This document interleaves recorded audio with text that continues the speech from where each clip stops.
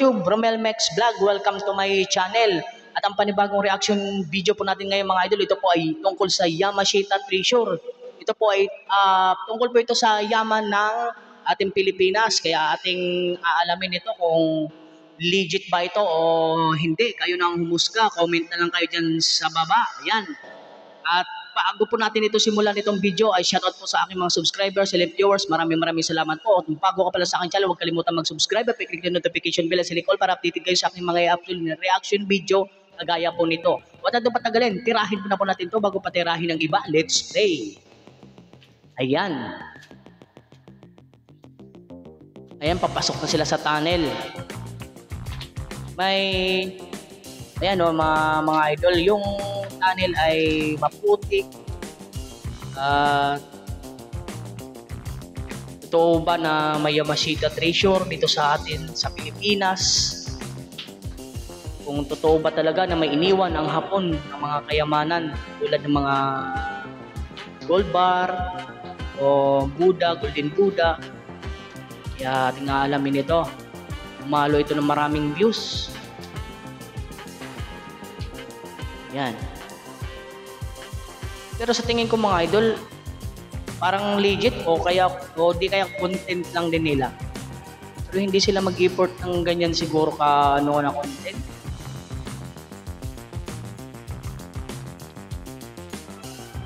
Ayan o, dalawang butas.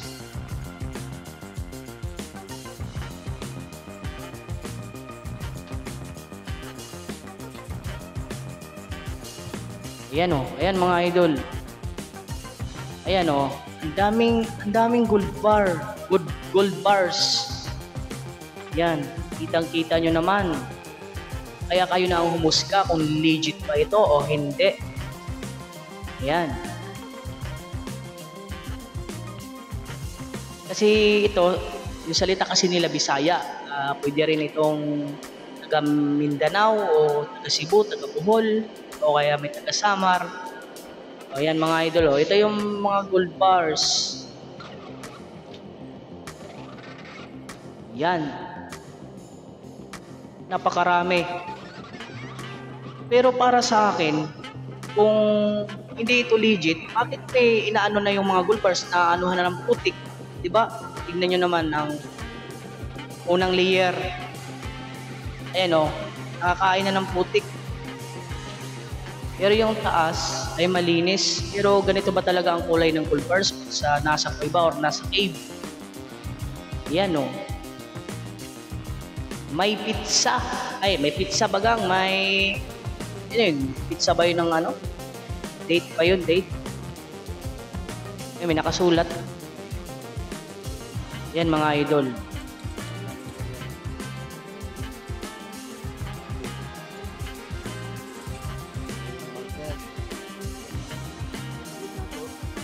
Yan na daw ang bunker na aabot na nila. Yan na daw ang solusyon sa kahirapan, makakaahon sa kahirapan.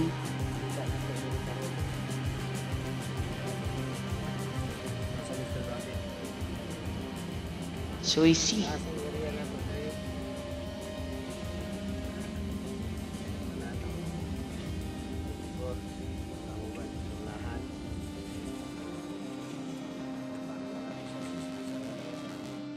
Ayan o, yan mga bar pa yung nasa ilalim mo, ano na ng putik.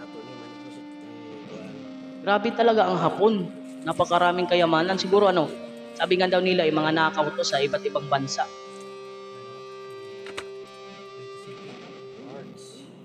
March 27, 2022.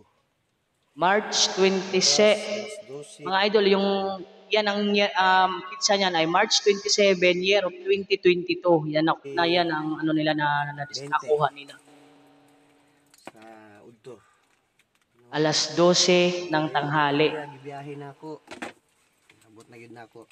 Layo pa daw ng biyahe niya. At yan na daw, naabot na niya yung hinahanap niya. So, muna na tanan. So, muna ni makakuan sa ito, makalampo sa ito mga problemahan. Ika na lang.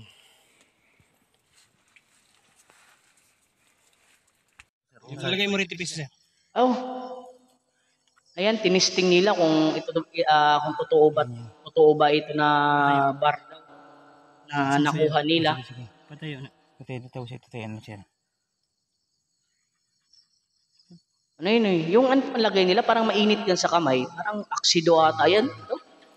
O, Ito, sir. Ito yung nilagari na kinaskasan namin ng ano. ang pagkakaalam ko ito mga idol, kaya naging itim yung barita na yan kasi ang nakalabalot dyan ay alkitran. Ano muna, masakit yan, masakit. Huwag mong hawakan. Yan. Yan, sir. Oh. So, yan, sir. Ano, punasan. Punasan. Ayan, sir. So, wala siyang reaction, sir. Pero dito sa kabila, magkano ka dito? Kisin natin dito. Kisin natin. Ano lang, mag-ritual sa tanong. Doon mo pa mag-ritual sa.